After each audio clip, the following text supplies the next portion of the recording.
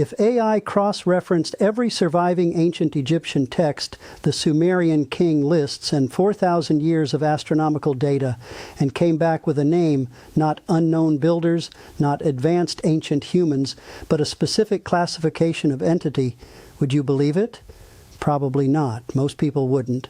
But here's what the AI didn't invent. The Egyptian texts already had a name for the builders of the pyramids. They used it consistently across hundreds of inscriptions spanning thousands of years. The name wasn't Khufu. The name wasn't any pharaoh. The Egyptians called the builders the Neteru, a term that translates not as gods in the abstract sense, but as beings who preceded human civilization and established it. The AI's analysis didn't find a new name. It found that the name had been there the entire time, and it cross-referenced that name against the Sumerian records, the geological evidence, and the stellar alignments to confirm what the Egyptian texts have been saying since before recorded history. The people credited with building the pyramids didn't build them. The Neteru did, and the Neteru were not human. I'm Dr. James Mercer. This just came in. Let's get into it. Here's the question mainstream Egyptology has never answered with physical evidence. When did the pyramids actually get built?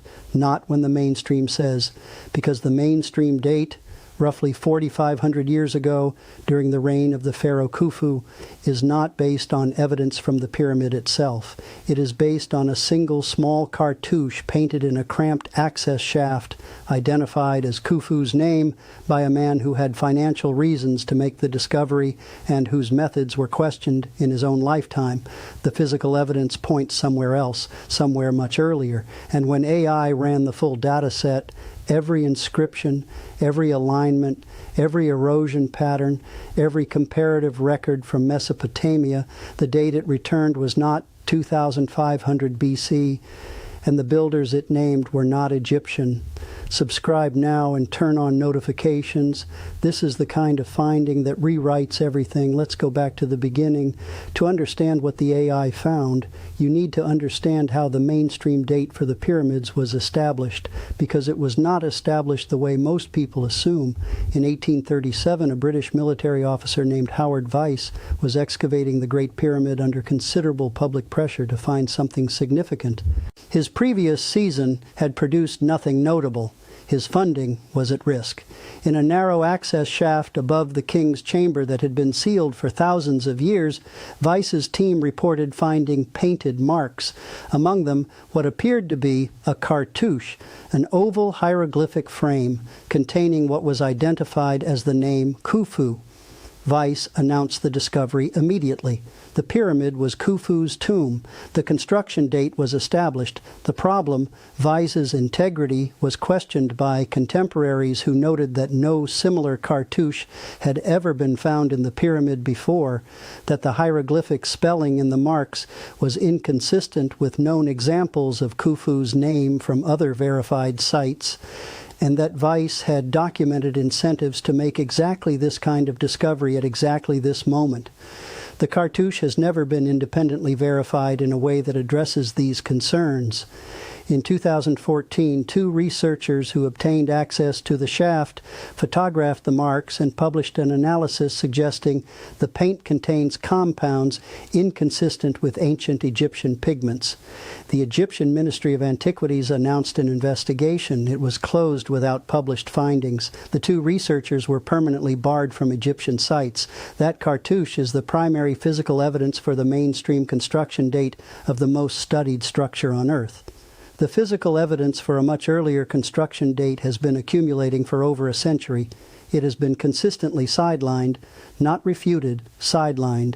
In 1990, Robert Schoch, a geologist from Boston University, conducted a systematic analysis of the erosion patterns on the body of the Sphinx. What he found contradicted the mainstream timeline directly. The erosion on the Sphinx enclosure walls was caused by water, specifically by prolonged heavy rainfall acting on the limestone over an extended period of time. The problem is simple. Egypt has been a desert for approximately 5,000 to 7,000 years. The sustained rainfall required to produce the erosion patterns Shock documented on the Sphinx last occurred in Egypt somewhere between 7,000 and 10,000 years before the present. If the erosion requires rainfall that ended by 7,000 BC at the most recent, the Sphinx was built before 7,000 BC, which places its construction at minimum 4,500 years before the mainstream date, and more than 4,000 years before the mainstream Egyptian civilization timeline begins at all. Shock presented these findings at a peer-reviewed geological conference. The geological science was not challenged. The response from Egyptology was not a geological counterargument. It was a statement that the conclusion was impossible because no qualifying civilization existed that early, which is not science. That is a circular position that excludes the physical evidence by assuming the answer before examining it. The erosion is there. It is water erosion. The rain that caused it has not fallen in Egypt for thousands of years before any pharaoh was born. Someone built the Sphinx before Egypt existed. When researchers fed the complete data set into AI, the Egyptian textual record, the Sumerian king lists, the stellar alignment data, the geological findings, and the comparative archaeological record from every site globally with structural parallels to Giza, the instruction was specific. Cross-reference all sources and identify what the Egyptian records themselves say about who built the Giza complex. The AI returned a single term, appearing consistently across more than 400 surviving Egyptian inscriptions, used specifically by the Egyptians to describe the builders of the pyramid complex and the Sphinx. Not the pharaohs, not the construction workers, the original builders, the Neteru. The standard translation of Neter is God. But the AI's linguistic analysis flagged what translation has consistently collapsed. The term is not used in Egyptian texts the way theological deity language is used. The Neteru are described functionally. They built, they measured, they taught, they established, they left. The language the Egyptian texts use for the Neteru is the same operational register used elsewhere for architects, surveyors, and administrators, not for divine beings invoked in prayer, not gods. Builders. Then the AI cross-referenced the Neteru against the Sumerian cuneiform record, specifically the descriptions of the Anunnaki in the texts from Nineveh. The functional characteristics matched at a level the published literature has never directly addressed. Both are described as physical entities preceding human civilization, both described as builders and teachers, both associated with the period before the major flood events in each tradition, both described as having withdrawn from direct surface contact with human populations at a specific point in history, the same entity class, two independent ancient civilizations, two different names, one description, and in neither tradition is that description human. As the research team continued pulling the thread, 3 additional findings came forward that the mainstream timeline has no answer for. The first revelation, the Orion correlation. In 1994, researcher Robert Bauval published an analysis showing that the layout of the 3 Giza pyramids precisely mirrors the positions of the 3 belt stars of Orion, not as those stars appear today, but as they appeared in approximately 2500 BC. Due to a phenomenon called the precession of the equinoxes, the Earth's axial wobble shifts the apparent position of stars across a 26,000-year cycle. Bauval calculated that the specific Giza layout encodes the sky of a date 8,000 years before the mainstream construction date. Why would builders in 2500 BC encode the sky of 2500 BC? The mainstream has published no answer. The only answer consistent with the evidence is that the design originated in 10,500 BC, which means whoever designed it had been tracking a 26,000-year astronomical cycle long enough to detect and record it. No acknowledged human civilization has been doing continuous astronomical observation for that duration. The second revelation, the Inventory Stele. In 1858, French archaeologist Auguste Mariette excavated a limestone inscription at Giza describing events during Khufu's reign. The inscription records that Khufu ordered restoration work on the Sphinx, not construction, restoration of a structure already ancient in his time. Mainstream Egyptology rejected the stele as a forgery.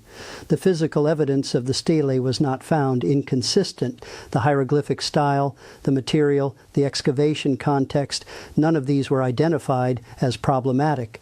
The stele was rejected because its content contradicted the established timeline, not because the artifact failed examination, because the conclusion it implied was unacceptable. The third revelation, Göbekli Tepe. Excavated in southeastern Turkey beginning in the 1990s, Göbekli Tepe is a complex of massive carved stone pillars arranged in precise astronomical alignments built approximately 12,000 years ago, the oldest known monumental structure on Earth, older than agriculture, older than any civilization the mainstream timeline recognizes. The builders left no settlement, no burials, no tools at the site. They constructed an astronomically precise stone complex and then deliberately buried it before they left. No settlement, no graves, no confirmed builders. The same profile as Giza. The Neteru don't appear only in Egypt. Every major ancient civilization that has a tradition of monumental stone construction also preserves a tradition of non-human builders who preceded humanity and taught it. The names change, the description doesn't. In Mesopotamia, the Anunnaki, physical entities who descended from above, built established civilization and withdrew. Functional description identical to the Neteru. In South America, the Viracocha, described in Inca tradition as beings who appeared after a great flood, constructed monumental stone structures using methods the Inca could not identify, taught astronomical and agricultural knowledge, and then departed westward into the ocean. The stone construction at Pumapunku in Bolivia, H-shaped interlocking blocks cut to tolerances of fractions of a millimeter from materials harder than the tools found at the site, has no identified builder in the mainstream record. In India, the Devas and Asuras described in the Vedic texts as physically present non-human entities associated with specific knowledge, construction, and the establishment of the cycles of civilization. In Irish tradition, the Tuatha De Danann, beings who arrived, built, taught, and then withdrew underground when a new population arrived, not leaving the world, going below it. The AI cross-referenced all of these traditions against the Egyptian Neteru descriptions and the Sumerian Anunnaki records. The correspondence across 5 independent traditions on 4 continents is not in the symbolic or theological elements. It is in the functional ones, what these beings did, how they moved, what they built, and the specific circumstances of their departure. 5 names, 4 continents. 0 documented contact between the cultures that preserved them, 1 consistent description. Here is what the mainstream position never addresses. Howard Weiss's cartouche, the evidence that established the construction date of the most studied building in human history, was questioned on the day it was found. It has never been subjected to a comprehensive, independent materials analysis that was fully published. The investigation opened in 2014 was closed without findings. The researchers who raised the questions were removed from access. Robert Schoch's geological analysis was presented at a peer-reviewed conference. The geological science was not rebutted. The response was not a competing geological argument. It was a statement of impossibility based on the timeline the erosion evidence contradicts. The Geological Society of America has not published a paper explaining what caused the water erosion on the Sphinx, if not rainfall. In 35 years, no alternative has been proposed and accepted. The Inventory Stele says the pyramids pre-existed Khufu. It was dismissed not because physical examination found it to be a forgery, but because its content was incompatible with the accepted framework.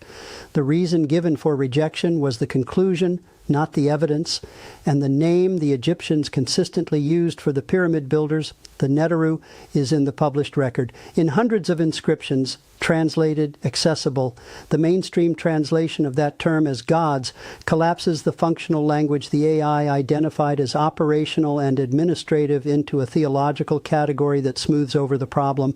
Calling the Neteru gods means you don't have to explain what they built or how they built it. You don't have to account for the erosion date. You don't have to address the stellar alignment of 10500 BC. You don't have to explain Göbekli Tepe. You just say myth. Move on. The AI didn't move on.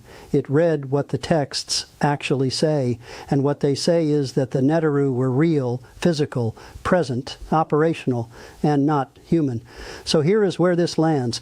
The mainstream construction date of the Great Pyramid rests on a disputed cartouche found by a man with documented reasons to fabricate it. The Sphinx shows water erosion from rainfall that last fell in Egypt before any pharaoh existed. The Giza stellar alignment encodes the sky of 2500 BC, 8,000 years before the mainstream date. The Inventory Stele records that Khufu found the pyramids already standing, and 5 independent ancient traditions on 4 continents describe the same class of pre-human builders who arrived, built, and left. The AI cross-referenced all of it. The name it returned is the one the Egyptians have been using for thousands of years, the Neteru, beings who preceded humanity, who built what humanity inherited, whose construction tolerances still exceed what modern equipment can reliably replicate, whose astronomical encoding requires continuous observation of a 26,000-year cycle that no acknowledged civilization has been conducting long enough to complete. The Neteru built the pyramids, the Anunnaki of Sumer, the Viracocha of the Inca, the Devas of the Vedic tradition, 5 names from civilizations with no documented contact, 1 entity class, 1 consistent departure point, the surface of the earth at the end of their operational period, leaving behind structures that outlasted everything that came after them. And the one detail embedded in the Giza alignment that no mainstream institution has published a response to, the processional encoding in the pyramid layout doesn't only record the past. The same calculation that points to 10,500 BC also produces a forward date, a specific point in the processional cycle at which the sky returns to the configuration the Neteru encoded in stone. The pyramids are not a tomb. They are a calendar, and the date on that calendar is not as far off as the people who've been suppressing this finding would like. That date was submitted to 3 separate academic institutions for independent analysis. All 3 declined to publish. None provided a reason in writing. Subscribe now and turn on notifications. When that piece drops, you need to have seen this one first. I'm Dr. James Mercer. The moment I have more, you'll be the first to know.